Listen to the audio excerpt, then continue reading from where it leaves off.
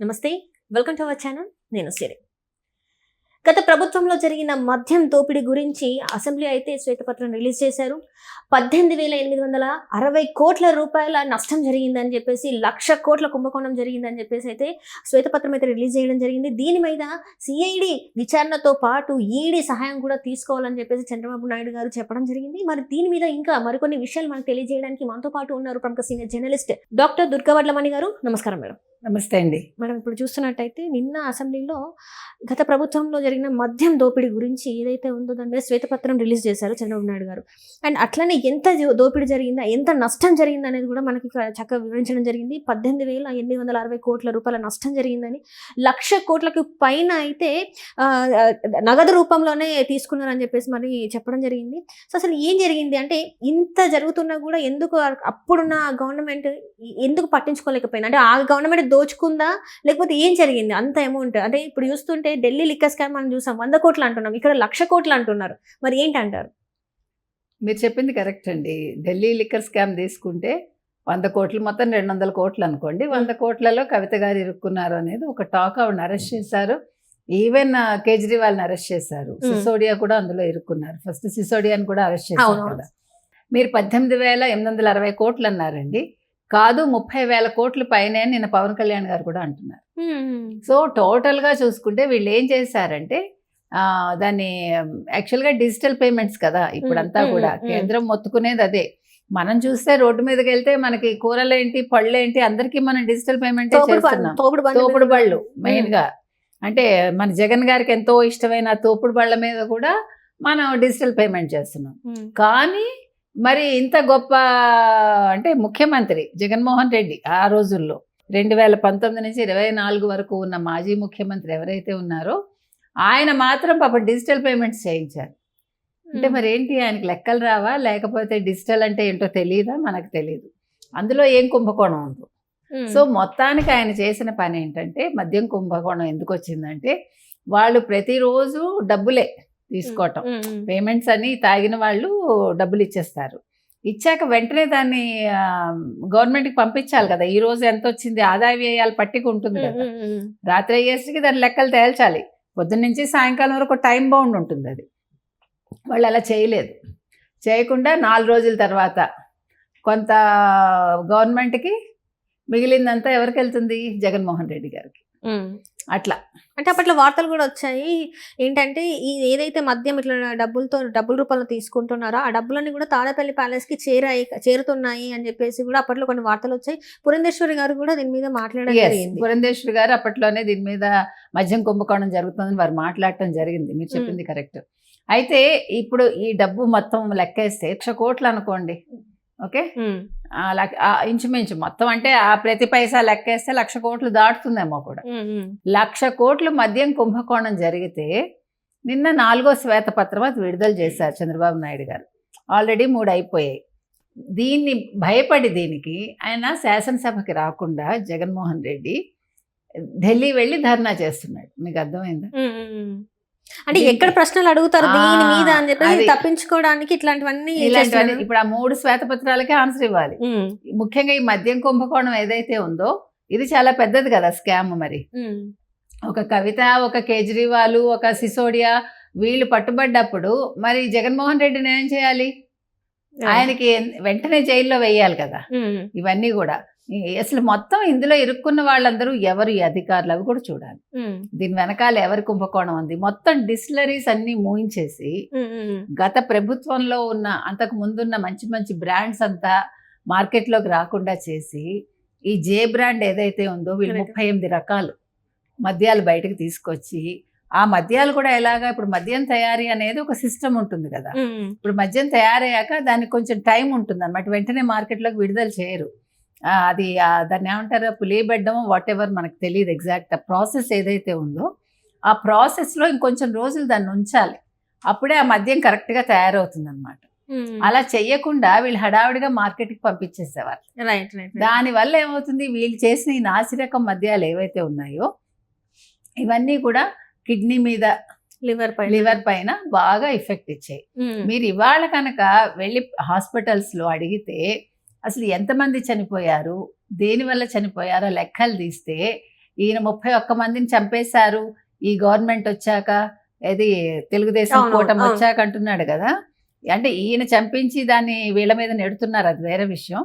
ఆ ఎన్ని వేల మంది చనిపోయి ఉంటారో మనకు అర్థమవుతుంది మొత్తం ఆ లెక్కలన్నీ తీస్తే. ప్రభుత్వ లెక్కలన్నీ బయటకు వస్తే ఎంతమంది చచ్చిపోయారో మనకు అర్థమవుతుంది. ఇంకొక విషయం ఏంటంటే, ఇప్పుడు అసలు ఈ జే బ్రాండ్స్ ఏవైతే ఉన్నాయో వీటి మీద కనుక ఒక్కొక్కటి అసలు పేర్లు కూడా ఎంత హారిబుల్ అండి. ప్రెసిడెంట్ మెడల్ దేనికి ఇస్తారండి? అంటే ఆ పేర్లు కూడా అసలు వాటి మీద కూడా ఎంక్వైరీ వేసి వాటి మీద ఒక కేసు పెట్టాలి అసలు. ఎందుకంటే కొన్ని మనం వాడకూడదు అంటారు చూడండి. కొన్ని పేర్లు మనం ఇప్పుడు 3 సింహాలు ఉంటాయి, దాని ఇష్టానికి వాడం కదా. అట్లా వీటికి కూడా ఒక వాల్యూ ఉంటుంది కదా. అలాంటి వాల్యూ లేకుండా ఇష్టానికి పేర్లు పెట్టి జే బ్రాండ్ అని వీళ్ళు చాలా దారుణాలు చేశారు. నేను అందుకే పారిపోయాడు.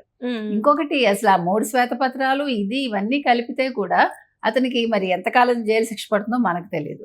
ఇంకొకటి నిన్నను చంద్రబాబు నాయుడు గారు అంటే ఏమి పట్టించుకోవట్లేదు, ప్రతిపక్షాన్ని అంటే ప్రతిపక్షం అని కాదు, జగన్మోహన్ రెడ్డిని వదిలేశారు, కేసులు పెట్టట్లేదు అన్నారు కదా.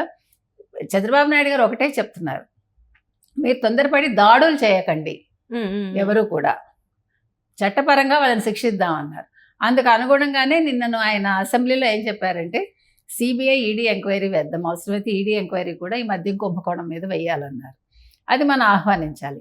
ఇంకొక పెద్ద విషయం ఏంటంటే, ఇప్పుడు ఈ మద్యం ఏదైతే ఉందో ఇది కొనుక్కొని తాగలేక, అంటే 10 రూపాయలది 20 రూపాయలది వాళ్ళు 200కి అమ్మారంటే చూడండి ఎంత లాభం వాళ్ళకి. అది కొనుక్కుని తాగలేక, లేకపోతే అది తాగిన కిక్కు రావట్లేదు వాళ్ళకి. దానికోసం ఈ గంజాయికి అలవాటు పడ్డారు. ఈ గంజాయి తర్వాత నాటుసారాకు అలవాటు పడి ఆ గంజాయి మత్తులో ఈవెన్ యువత, చిన్న చిన్న పిల్లలు, 14-15 ఏళ్ల పిల్లలు, వాళ్ళు ఎస్పెషలీ మీరు మొన్న వినుకొండ ఇవన్నీ ఆ హత్యలు అందుకే కదా జరిగాయి. ఆ గంజాయి మత్తులో కొట్టుకుని చచ్చారు వాళ్ళు. దాన్ని ఈయన రాజకీయ హత్యగా చిత్రీకరించడానికి ప్రయత్నించాడు. మొత్తం మీరు రాయలసీమలో తీసుకుంటే గంజాయి ఎంతలాగా వాడకం ఉందో మీకు అర్థమవుతుంది. అంటే ఉత్తరాంధ్రలో కూడా ఉంది, ఎక్కడ లేదని మనం అంటల్లా. ముఖ్యంగా ఇప్పుడు ఏమైందంటే తోపుడు బళ్ళ మీద అమ్ముతున్నారట గంజాయి 5 ఏళ్లలో. తర్వాత ఇళ్లల్లో అది ఒక కాయగూరల్లాగా పెంచుకుంటున్నారు గంజాయి మొక్క. ఇన్ని రకాలుగా జరిగాయి అన్నమాట. మరి దీని మీద ఎక్కడ ఎలా కంట్రోల్ చేస్తారు చెప్పండి? దీనికి ఒక కమిటీ వేశారు. ఎంత వేసినా ఎవడు బయటకు వచ్చి మేము అమ్ముతున్నాము లేకపోతే మేము పెంచుకుంటున్నాము అని చెప్పరు కదా. ఇదేదో ఒక హెల్త్కి సంబంధించిన మొక్క కాదు కదా, అది మన ఆరోగ్యాన్ని దెబ్బతీసే మొక్క అది. ఆ మత్తులో ఎవడేం చేస్తున్నాడో అర్థం కాదు. అందుకే అన్ని అట్రాసిటీస్ జరిగాయి మీకు. గత ప్రభుత్వ హయాంలో జరిగినన్ని మైనారిటీస్ కావచ్చు, చిన్నపిల్లల మీద జరిగినన్ని దాడులు ఏ ప్రభుత్వంలో ఎప్పుడూ జరగలేదు. దీనికి అన్నింటికీ రెస్పాన్సిబిలిటీ వహించాల్సింది జగన్మోహన్ రెడ్డి, అంతే కదండి. ఇప్పుడు నిన్న పవన్ కళ్యాణ్ చెప్పినా లేకపోతే మిగతా వాళ్ళు ఎవరు చెప్పినా, అసెంబ్లీలో మాట్లాడినా, చంద్రబాబు నాయుడు గారు మెయిన్గా మాట్లాడినా అందరూ చెప్పేది ఇదొకటే, దీని మీద సరైన చర్యలు తీసుకోవాలి, శిక్షించాలి, ఆ డబ్బు వెనక్కి తీసుకురావాలి.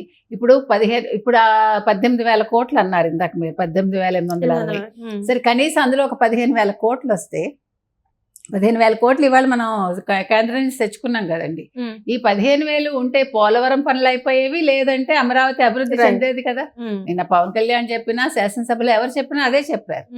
సో వీటన్నింటికి ఆన్సర్ ఇవ్వలేక అతనికి తెలుసు అతను చేసిన తప్పేంటో, వెళ్ళి అక్కడ ఒక్కొక్క పార్టీ వాళ్ళ దగ్గరికి వెళ్ళి వాళ్ళ కాళ్ళు పట్టుకుని వాళ్ళ దగ్గరికి వెళ్ళి దేవుడిచ్చాడు ఎవరు, జగన్మోహన్ రెడ్డి, నన్ను కాపాడండి అంటూ. ఎంత అసహ్యంగా ఉందండి. ఆంధ్రప్రదేశ్ పరువు తీసుకెళ్ళి ఢిల్లీ గల్లీలో పడేశాడు అక్కడ ఆ జంతర్ మంతర్లో. కాబట్టి ఇది ఇప్పుడు ఈ శ్వేతపత్రాలు అన్నీ రిలీజ్ అయ్యాక మొత్తం అన్నీ కూడా బయటకు తీసి దీని మీద ఎంక్వైరీ వేసి జగన్మోహన్ రెడ్డిని సాధ్యమైనంత త్వరలో, నాట్ ఓన్లీ జగన్మోహన్ రెడ్డి, ఇప్పుడు అధికారులు కూడా ఎవరెవరు ఎంతమంది ఉన్నారో తెలియదు. నిన్న పవన్ కళ్యాణ్ ఏం చెప్పారంటే, ఇప్పుడు ప్రతి శాఖ మార్చుడికి కూడా అధికారుల దగ్గర నుంచి ఇన్ఫర్మేషన్ రావాలి ఆయా శాఖలకు సంబంధించింది. గతంలో ఏం జరిగింది, ఎంత ఆదాయం ఉంది, ఎంత వ్యయం ఉంది, ఎక్కడెక్కడ అప్పులు ఉన్నాయి, లేకపోతే ఆదాయం ఉందో, ఇవన్నీ చెప్పాలి కదా పట్టిక. అవేవి చెప్పడానికి ఎవరి దగ్గర ఆన్సర్స్ లేవు. అధికారులు ఏమడిగినా కూడా ముక్తసరిగా అవును, కాదు, లేదు అంతే, సింగిల్ వర్డ్ ఆన్సర్స్ ఇస్తున్నారట. సో ఇప్పుడు అధికారులను కూడా వీళ్ళు పట్టించుకుని, అసలు అధికారులు ఏం చేశారు, వాళ్ళ మీద ఎంక్వైరీ వేసి కావాలంటే వాళ్ళని తీసేసి, అంటే వాళ్ళని తీసేయడానికి ముందు పాత ఇన్ఫర్మేషన్ అంతా వాళ్ళ దగ్గర నుంచి కలెక్ట్ చేయాలి. అది కూడా పెద్ద టాస్కే అది. ఎందుకంటే వాళ్ళందరూ ఇంకా జగన్ మనుషులు చాలా మంది ఉన్నారు అందులో. మీకు చిన్న స్థాయి నుంచి పై స్థాయి వరకు ఎంతమంది ఉన్నారో తెలియదు మనకి.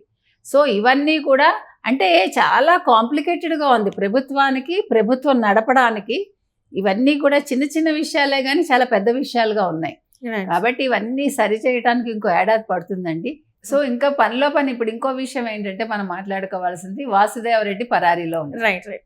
అసలు ముఖ్యుడు ఆయనే కదా. ఇప్పుడు వాసుదేవరెడ్డిని తెచ్చిపెట్టుకున్నదే జగన్ దీనికోసమే. సో ఇప్పుడు ఈ లిక్కర్ స్కామ్ కి సంబంధించిన మొత్తం కథ నడిపిన కథానాయకుడు వాసుదేవరెడ్డి పరారీలో ఉన్నాడు. అంటే అంతకు ముందు ఆయన దగ్గర చాలా బంగారం దొరికింది, ఇవన్నీ ఉన్నాయి కదా, తెలుసు. విచారణ కూడా జరిపించాలి అని అన్ని కూడా బయట పెడతారా అన్నారు. మరి ఎట్లా పరారైపోయారు మరి ఇలాంటి ఇదంతా జరిగిన తర్వాత? అంటే దాంకుంటాడు ఏముంది. ఇప్పుడు మరి తాడేపల్లి ప్యాలెస్ లో ఉన్నారో ఎక్కడున్నారో మనకు తెలియదు. అప్పుడు వారం రోజులు ఆయన మీద సోదాలు జరిగాయి, చాలా బయటకు వచ్చాయి, అన్ని దొరికాయి. ఇప్పుడు ఇంకొక చిన్న విషయం ఏంటంటేనండి, ఇప్పుడు తెలుగుదేశం కూటమి చేయాల్సిన పెద్ద పని ఏంటంటే ప్రతి ఫైల్స్ ఉండే చోట ముందు అర్జెంటుగా సీసీ కెమెరాలు పెట్టడమే కాకుండా ఒక మంచి టీములను పెట్టాలి. ఎందుకంటే లేకపోతే దగ్ధమైపోతాయి. అది ఏది ఏమైనా ప్రజలు కూడా కొంచెం ఓపిక పట్టాలి. వెంటనే చర్యలు తీసుకోలేదని అనుకోకుండా కొంచెం వాళ్ళకు కూడా అవకాశం ఇస్తే రైట్.